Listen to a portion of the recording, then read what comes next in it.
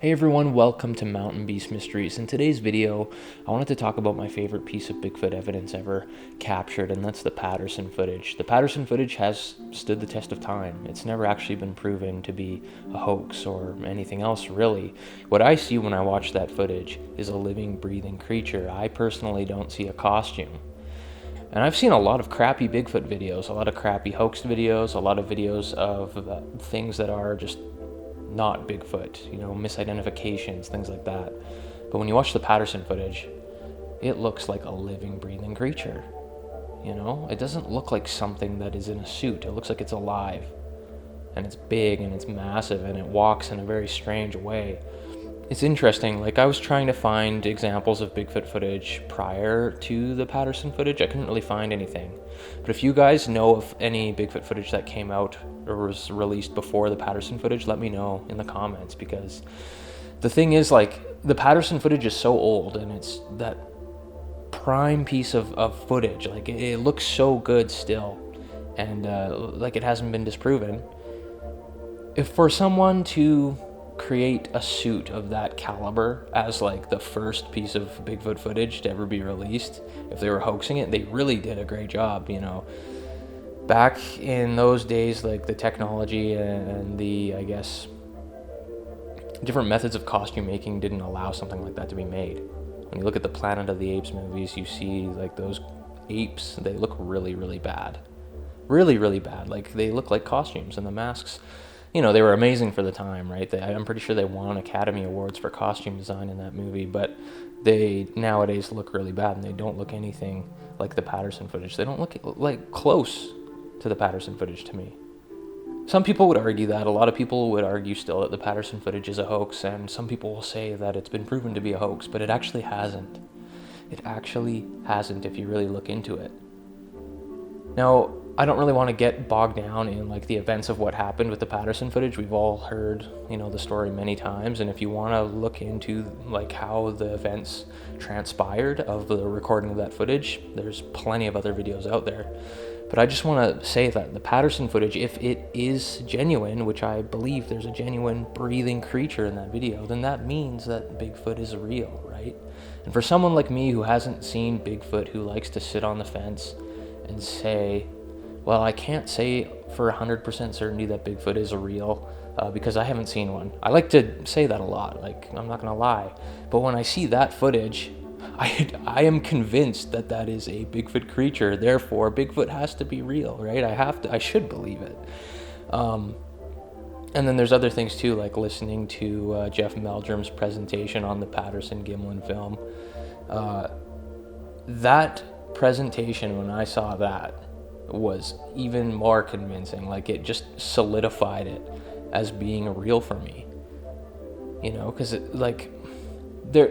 one of the weirdest things that was in that presentation was they were talking about the footprints and the cast that came from that film site, and Jeff Meldrum talked about one of his trips to China looking for the Yeren, the Chinese wild man.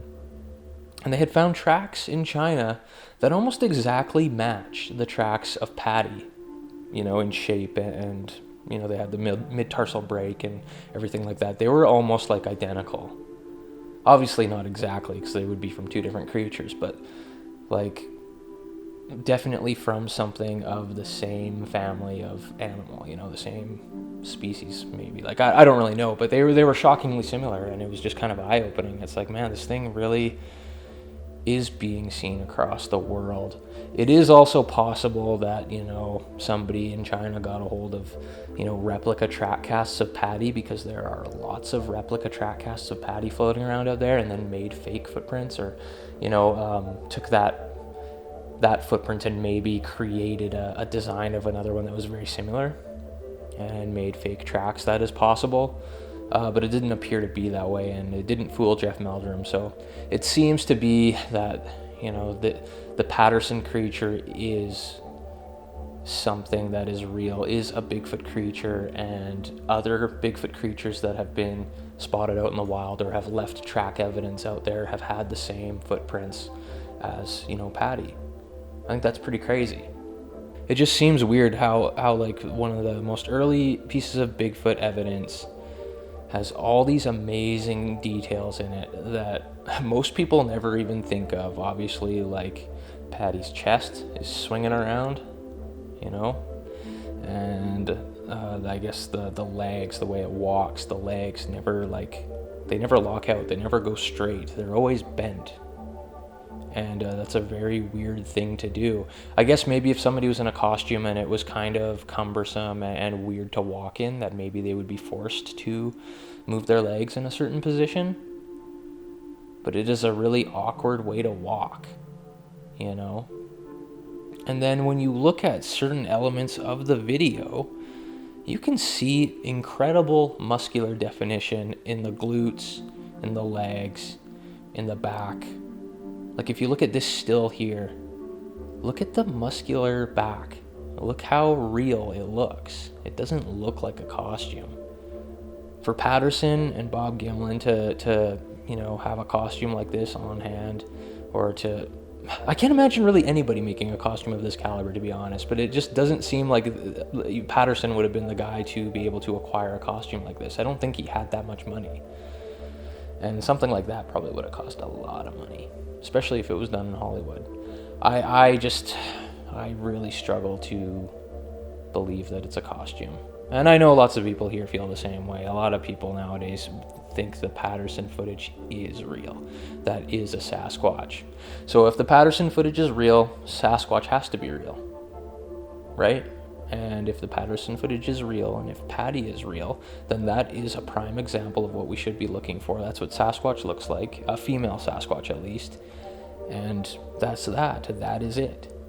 You know, you see a lot of people drawing like conceptual sketches of Sasquatch, different types of faces, and there's this type of Sasquatch that lives in this area and that type that lives in that area. Totally possible, just based on the environment that they're in.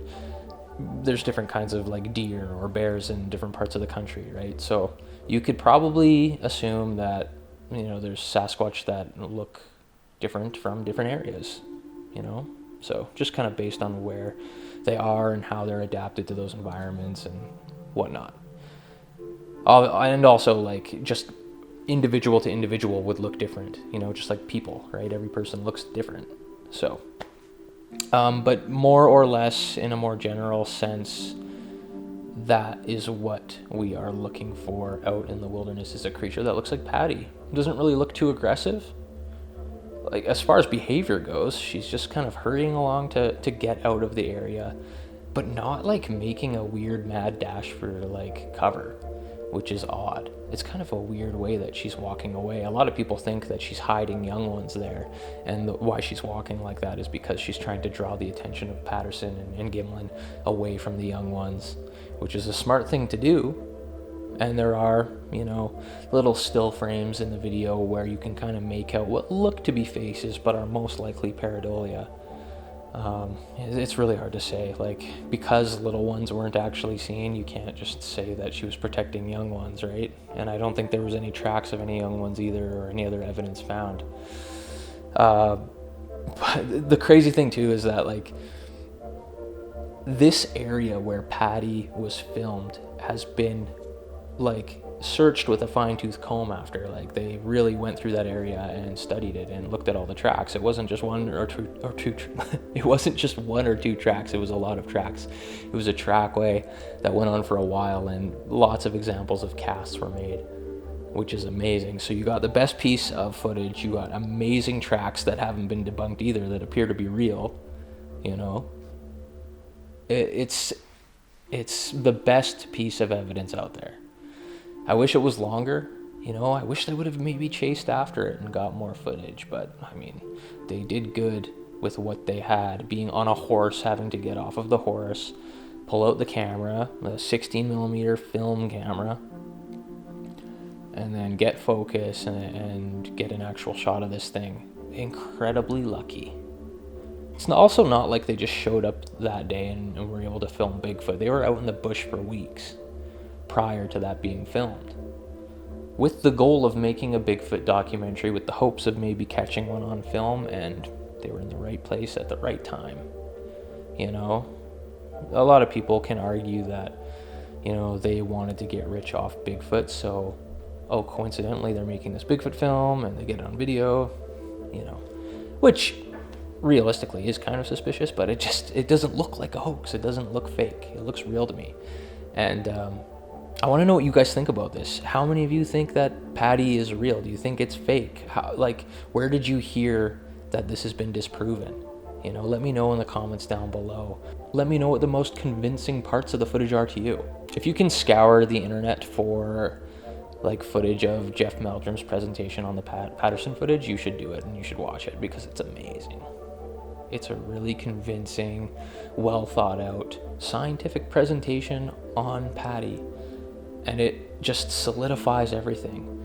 And there's details that are talked about in that I mean, I personally never even thought of. So that's all I really wanted to talk about in today's video, is how I hold the Patterson film, you know, as the pinnacle of Bigfoot evidence. In my eyes, it's like that we need more of that, and we need less of this blurry, you know, pareidolia stuff coming out that is just all over the internet. Every day there's something new, and it's just like, man, it isn't good enough. It's not good enough. It would never be good enough. If the Patterson footage isn't good enough to prove it, we're going to need something even better than that to actually prove it exists, right? We're going to need something in like Ultra HD, like 4K, like maybe even 8K, and a long clip as well, you know, to get as much of it as possible on camera. These 30-second clips don't really cut it for me.